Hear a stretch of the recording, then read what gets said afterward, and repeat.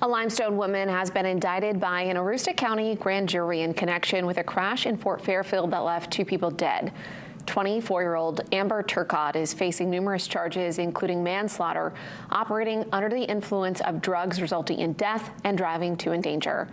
Police say last August, Turcotte drove into the shoulder and overcorrected. Officials say she went then into the other lane and crashed into another vehicle. Turcotte and a passenger were thrown from the vehicle and suffered life-threatening injuries. Authorities say the driver of the other vehicle, 60-year-old Carrie Smith Gagne, died in the crash. Their passenger, 72-year-old Pierre Gagne, was taken to a hospital where they later died.